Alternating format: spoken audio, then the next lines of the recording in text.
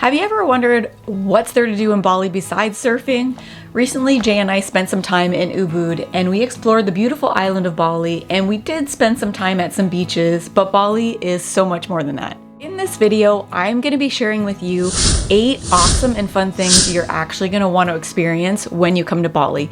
And this is going to include the places we went, the things we saw, and the prices, so that when you come to Bali, you kind of have an idea of what your budget will be. And at the end of the video, I'm going to be sharing with you 2 things that I think are a smidgen overrated that you probably could skip if they just weren't in your budget. Bali is a small island, and with beauty and diversity bursting at the seams, with over 100 waterfalls and counting. Exploring these waterfalls are a great way to fill your day with hiking, swimming, beautiful views, and a sound that's like no other. So with that being said, let's start the list off with something Bali is most known for, and that is their waterfalls. We saw 9 waterfalls while we were in Bali, and they were all very different. I want to share with you some of the waterfalls we actually went to and their prices, just in case you are like me and waterfall hunting is something you want to do when you visit Bali. So the tallest waterfall in Bali is called Sekumpul Waterfall. What's great about Sekumpul Waterfall is that if you're not a hiker, then you can just view it from the platform. You can actually view Sekumpul Waterfall 3 different ways. So paying for the viewing platform is 20,000 IDR. You can also pay for a long guided tour, probably takes you around all 3 of the waterfalls, for 200,000 IDR. And you can pay for a short guided tour, probably just takes you to Sekumpul and back, for 125,000 IDR. You also have to pay for parking, so always factor parking into your budget. And at Sekumpul, it's 10,000 IDR. Sekumpul Waterfall was the last waterfall that we visited, so we didn't hike this one, but next time when we go back to Bali, we are definitely going to spend the day, do this hike. I'm kind of disappointed we didn't do the hike, but we should have just bit the bullet and did it. But the next time we go, we are definitely going to take the hike. The very first waterfall we went to was Nung Nung Waterfall, and it was stunning. It was bigger than I thought it was going to be, actually, but it was a great first waterfall to visit. It was one of the bigger hikes that we had to do to get down to the waterfall at 500 steps one way. It cost 30,000 IDR, but it was totally worth it. We were in Bali at the beginning of the rainy season, and the sound that this waterfall made was unbelievable. We also visited Baynumala waterfall, which was 30,000 IDR, and it cost 2,000 IDR to park. It was a very swimmable waterfall, and it had change rooms down by the waterfall, which I thought was really good. Baynuwana Amertha had 2 waterfalls. It cost 30,000 to go visit both of them. And I thought this was more of one of the natural ones that we went to visit. It had scooters when you went halfway down, just before you got into the waterfall, and you could actually take a scooter back up the hill if you didn't want to do the hike. So I thought that was kind of a neat idea. We also visited LekeLeke Waterfall. That was 50,000 IDR per person. Very natural, swimmable. It was kind of like in a cove, lots of bamboo. It was probably the best hike in terms of being in the untouched natural environment. I mean, once you got past the restaurant that was at the very beginning of the trek, there were stairs, but when you got past the stairs, it was like hiking through the forest. It was absolutely beautiful. You are definitely going to want to set some money aside in your budget to visit a few waterfalls while you're in Bali. Alright, so keeping with the nature theme, you definitely have to go visit a rice terrace or 2 when you go to Bali. And when I say visit a rice terrace, I don't necessarily mean pay to go and visit one, because I feel like they were everywhere we went. So in hindsight, the rice terraces that we did actually pay for, we probably could have saved that money, because the beautiful views of rice terraces are everywhere. We stayed in Ubud, and there's a great walking path that takes you right through a bunch of rice terraces. It was beautiful. There are local fruit stands along the path, which is great. You can support the locals, and there's also a restaurant right there on the path if you wanted to stop in and have a bite to eat. And it is a beautiful afternoon just kind of walking around and exploring Ubud. Jemeluk was one of the rice terraces that we actually did pay to go and visit, and it was 40,000 IDR plus parking, and if you wanted a drone, there was an extra fee for that as well. Just our luck, it started to pour as soon as we paid to get into the rice terraces, but I just wanted to share with you guys a little tip.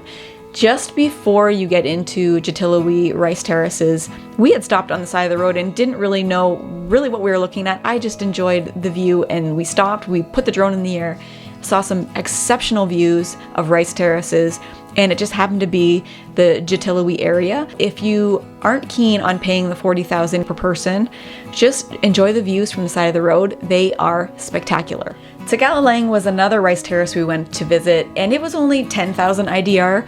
You could also pay to swing on this big swing, get that Instagrammable shot. I was kind of disappointed that it was so touristy, but very pretty to see the landscapes. The landscapes were absolutely beautiful. So I thought it was definitely worth 10,000 IDR. If visiting rice terraces is one of the things that are on your list, just go and explore. You don't have to pay to see beautiful scenery in Bali. The last naturey thing on our list to do is explore the beaches. There are a variety of different types of beaches in Bali, but if surfing is your passion, this is the spot for you. We went to Padang Beach. It was a great area with some great surfing. I actually thought the beach part was very small, but it had everything you needed. You also had to pay to use this beach, so keep that in mind. There are beaches that you have to pay to get onto, and you will also have to pay to park at some of the beaches. We took a scooter to Canggu one day, and there is a huge surfing scene there. So like I said, if surfing is something that you are keen on, then Canggu is definitely the area for you.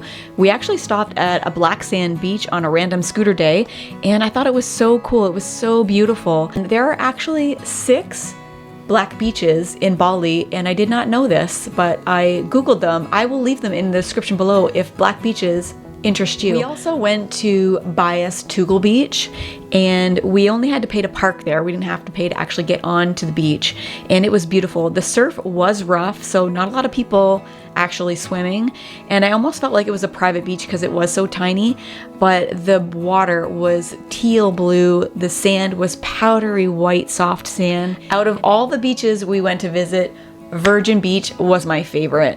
It was so beautiful. It was a big beach. It had beautiful sand, calm waters, perfect for swimming. They had actual trees for shade, swings that you could swing on. They had food, drinks. It was definitely my kind of beach day. You might be wondering, how did we get around to see all these beautiful places we saw? And that was renting a scooter. If you like adventure with a little bit of an adrenaline rush, you definitely have to experience Bali by scooter. Can the traffic get crazy? Absolutely. We found once you got out of Ubud or any town that you visited, driving around wasn't too bad. The great thing about Bali is that the island is small and you could see so much with having your own transportation. Our scooter rental was 1,225,000 IDR. I know, sounds like a lot, right? It was actually $107 Canadian, and it came with 2 helmets. We've been asked a few times about the safety when driving in Bali, or if we've been harassed by police officers. That wasn't our experience. We never saw anybody really getting pulled over, getting a ticket. We never got pulled over and got a ticket. And does the traffic get crazy? It absolutely does. So if that is something that you are not comfortable with, then I would suggest not renting a scooter. But you will miss so much. I mean, you can rent cars for the day and go out and have a taxi driver taxi you around. It's just gonna cost more, so factor that into your budget, but just get out on the roads and explore. Number 5 on the list is accommodations, and there are a variety of places in Bali that you can pretty much find whatever you are looking for at all price points. But if you're going to stay in Bali and want a more authentic experience, you have to stay at a homestay. The place we stayed at was called Arik's Homestay, and it was awesome. We had an excellent host who greeted us every day with a smile. Hi, Wyan. He greeted us every day with a smile, asked us where we're going. He was the chef, he was the maintenance man, the housekeeper, the entertainment. He even sent out our laundry to be done. It was an absolutely awesome experience, and it included breakfast. We paid about $600 Canadian for the 5 weeks that we stayed there, and it was totally worth it. It included breakfast, like I said. There was a yoga studio literally right next door, so if that's something that you're interested in, I will leave the description and the location for Arik's Homestay down below. So if you're coming to Bali, I would definitely recommend checking it out. Some homestays offer spa services, and that comes to my next number 6 on the list, and that is you cannot go to Bali and not experience a Balinese massage.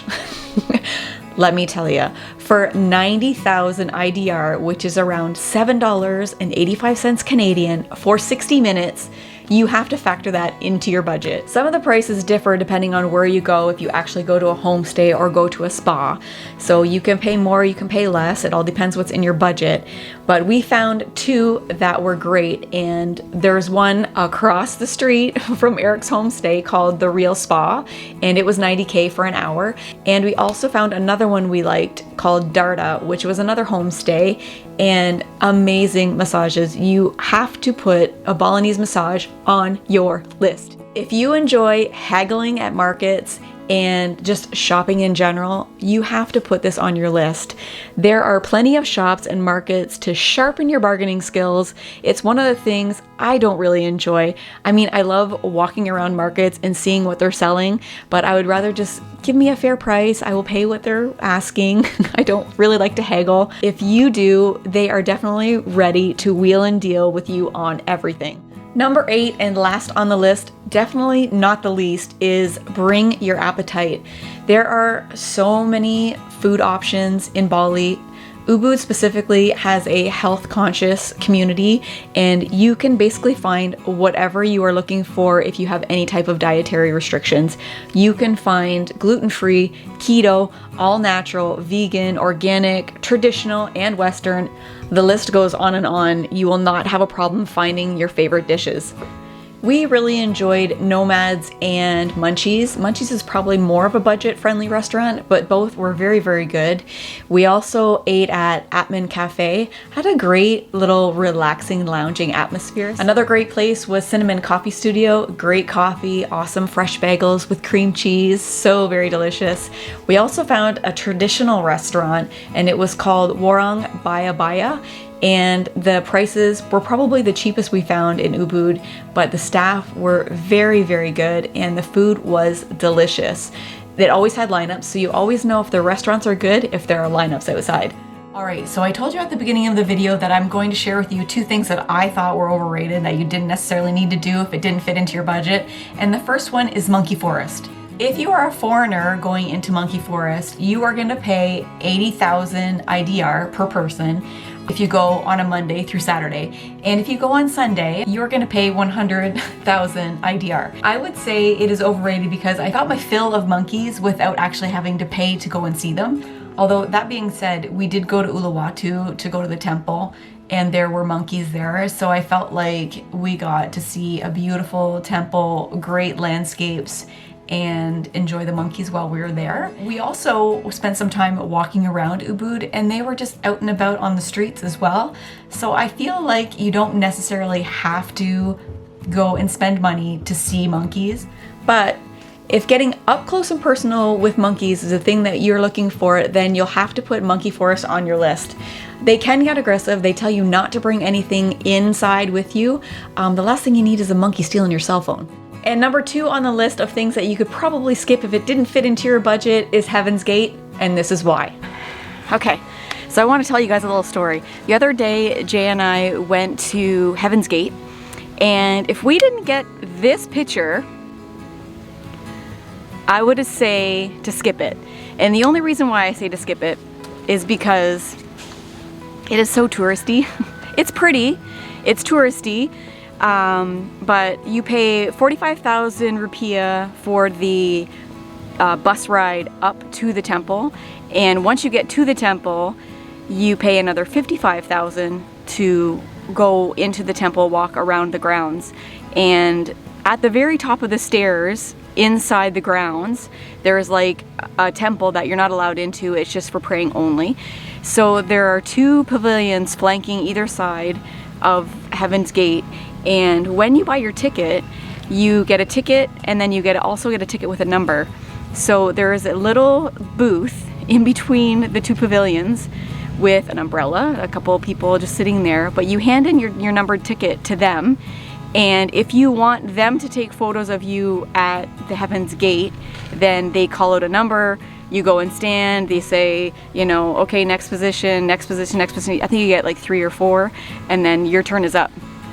So that is the reason why I would say to skip it. But if you wanted to go, I would say go early in the morning so that you don't have to wait in line. When our ticket number was like in the 300s, and when we got there it was like 280 or something. So you'd have to definitely sit around underneath the pavilions for a while until your number got called. Luckily, we were able to go through the Heaven's Gate part at the top, walk down the stairs, and there was another person at the bottom with an umbrella and like a tip jar, and he had cameras and another, like, I don't know, reflective piece that he used to give the reflection in the picture, as you saw. So if we didn't get that picture, I would say skip it. Bali is such a great place if you crave adventure or if you just want to isolate and write a book. It is such a diverse place that no matter what you crave, you will find it on this beautiful island. If you are thinking that Bali might be one of your future vacation destinations, go ahead and check out our Bali series. I'm going to leave it at the end of the video. It gives you a little bit more of a detailed look of our stay in Ubud. I hope you found this video helpful. If you did, hit that like button below. Subscribe if you want to see what 2023 has in store for us. And hope to see you in the next one. Bye, guys.